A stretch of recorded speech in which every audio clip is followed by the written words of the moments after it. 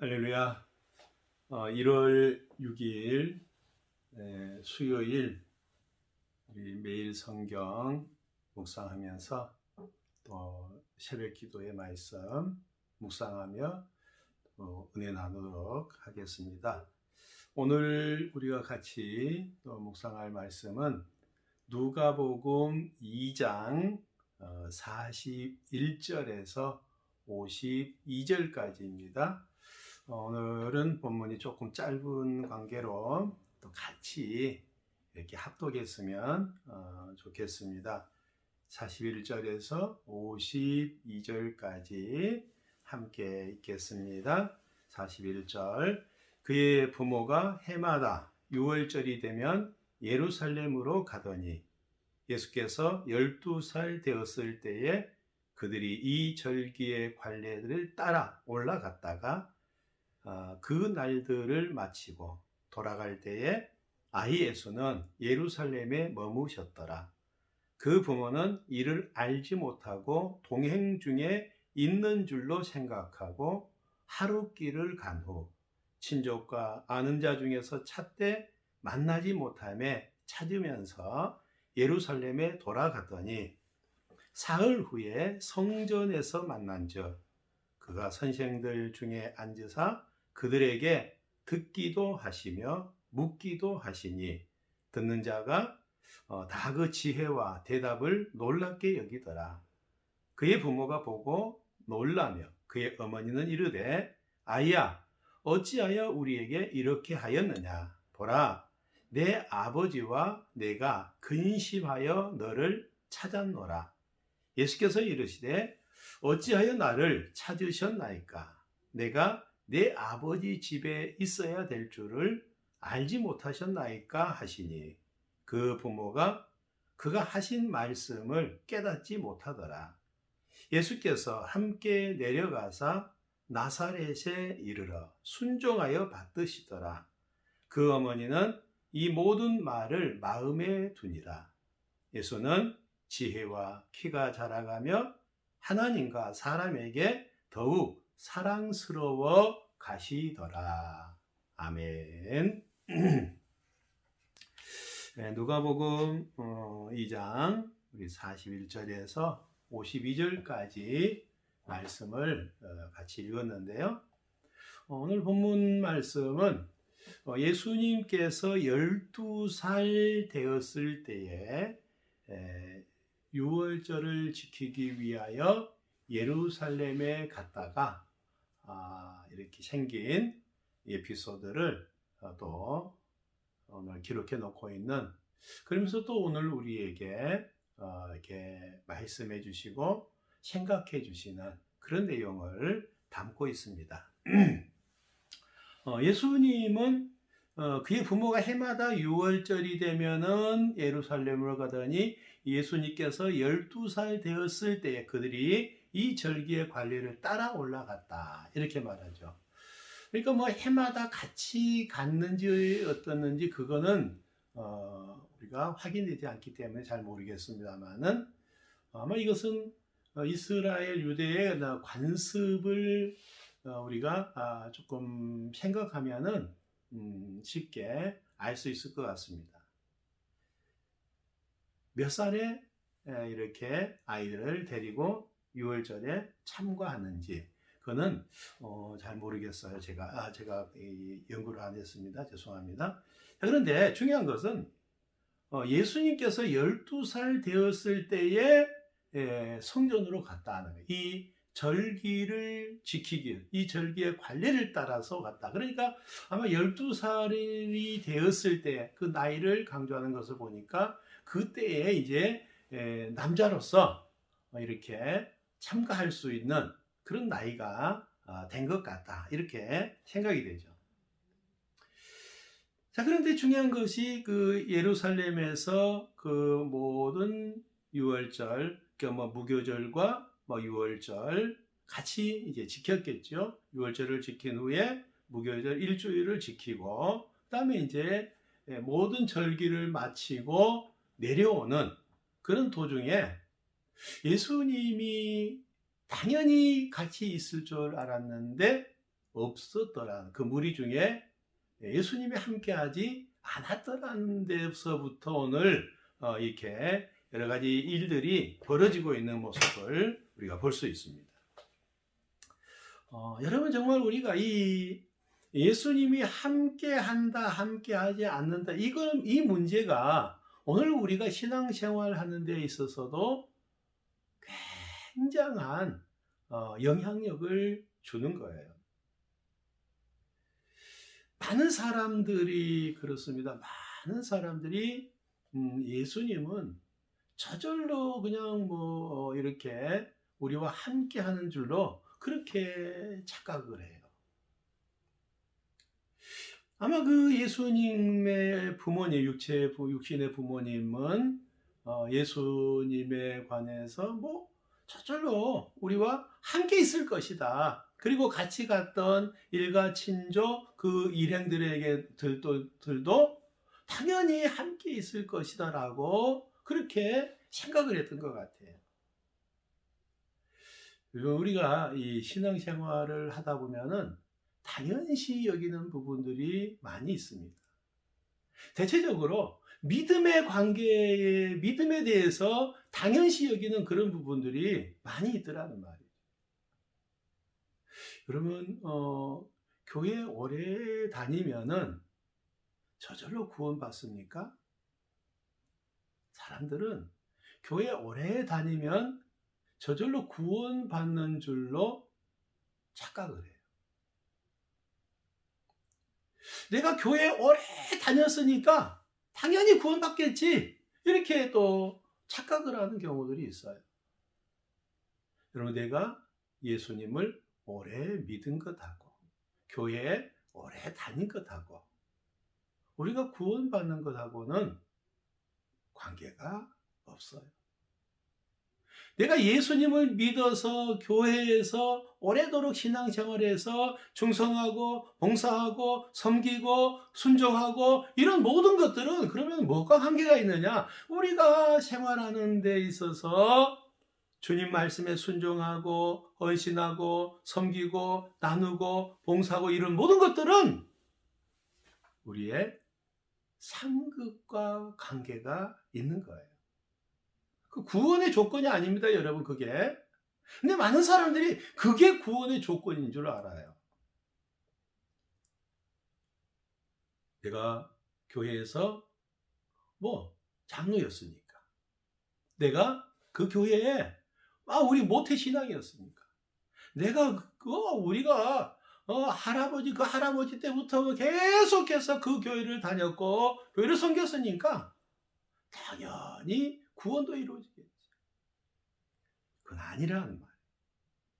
당연히 있는 줄 알고 생각하고 떠났는데 예수님은 안 계셨어요.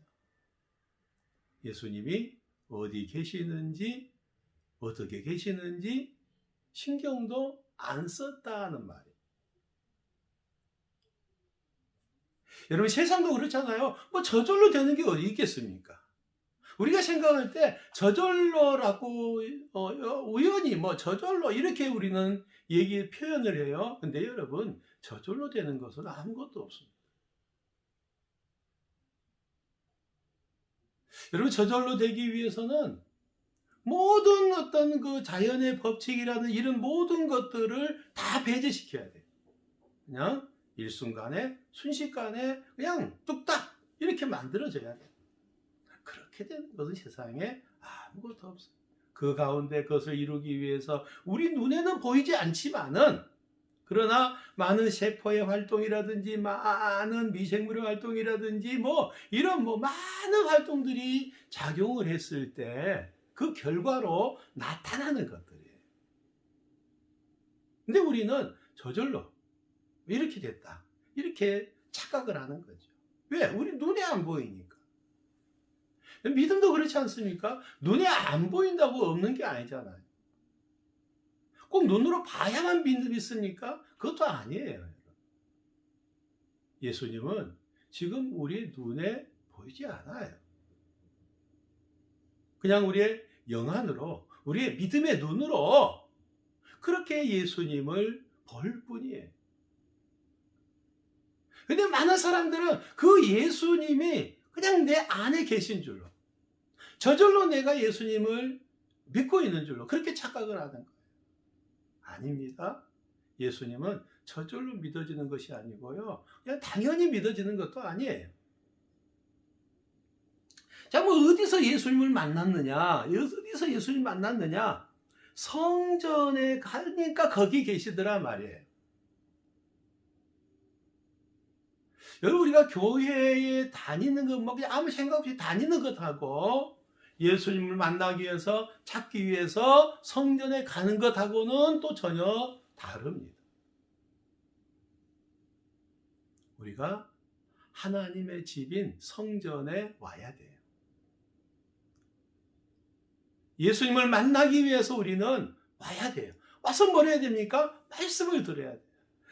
말씀이 육신이 되어서 우리 가운데 거하셔서 그 말씀을 통해서 우리에게 깨닫게 하시고 은혜 주시고 하나님의 나라의 비밀을 우리에게 말씀해 주고 계시기 때문에 우리는 성전을 우리 마음속에 두고 성전을 그리워하는 그런 믿음이 되어져야 돼요.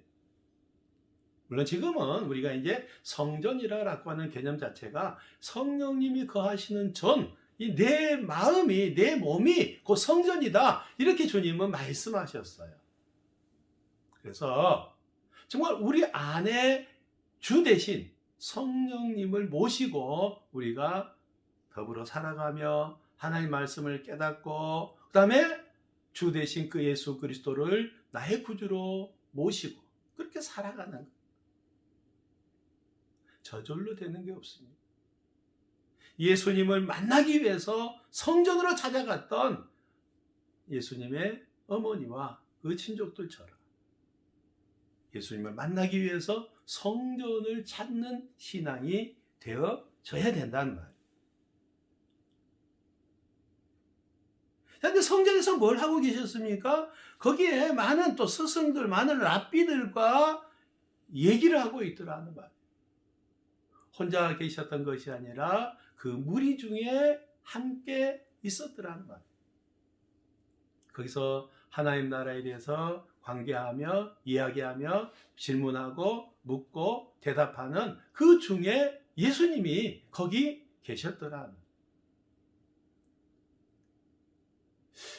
우리가 신앙생활은 공동체적인 신앙생활을 해야 됩니다. 공동체 안에서, 믿음 안에서 우리가 신앙생활을 잘 해 나가야 돼요. 그런데 어떤 무리 가운데 있어야 되느냐? 예수님이 없는 무리가 있고요, 예수님이 있는 무리가 있더란 말이에요.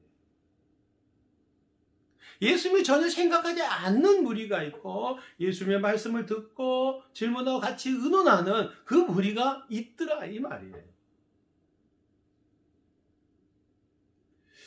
참 요즘 정은아 미안해라는 이런 그 해시태그를 SNS에 많이 게시를 하고 참 어린아이, 6살 먹은 어린아이의 죽음에 대해서 애도해야 하고 다시는 이런 일이 일어나지 않아야 되겠다라고 그렇게 지금 많은 각계에서 지금 노력을 하고 있어요. 불행하게도 그 사건이 기독교 집안에서 일어난 그런 사건이었어요.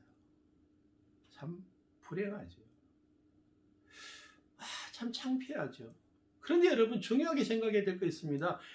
예수님이 있는 무리가 있고 예수님이 없는 무리가 분명히 있더라, 이 말이에요. 교회 안에서도요, 알곡이 있고요, 쭉정이가 분명히 있더라, 이 말이에요.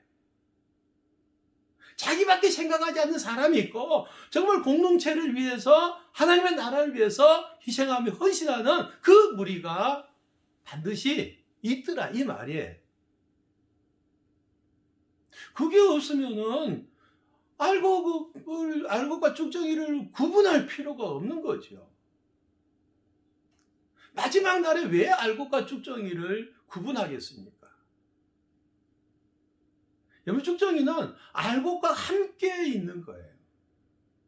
그러니까 잘 몰라요. 안 나타나요. 그런데 나타날 때가 분명히 있단 말이에요. 그게 마지막 순간. 마지막 순간.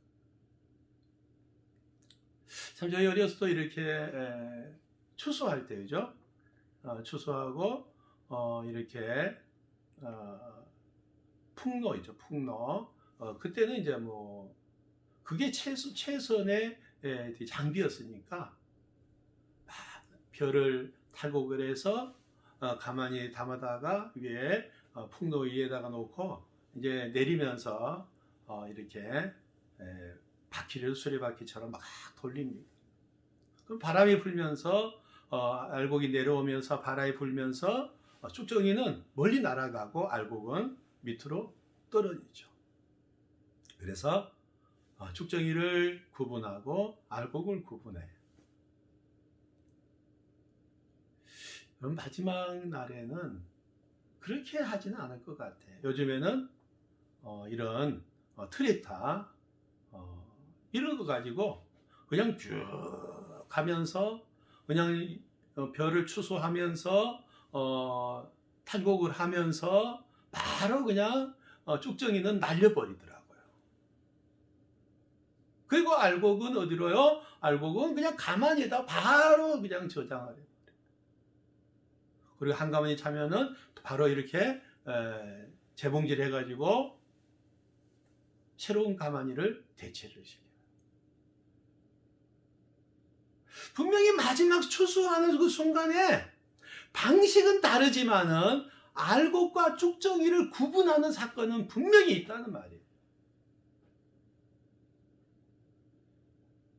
옛날에는 힘들게 했지만 요즘에는 편하게 해요.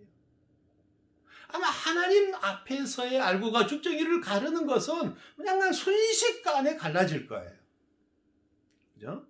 아무리 쭉정이가 알곡인 척하고 숨어 있어도 그때는 소용없는 거예요. 100% 드러나게 돼 있어요.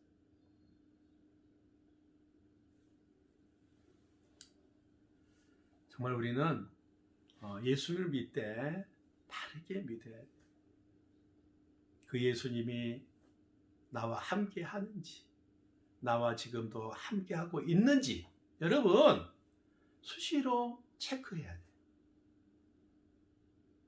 내 안에 계시는 그 예수님을 내가 지금 기쁘게 해드리고 사는지 이것을 우리는 항상 기억해야 돼요.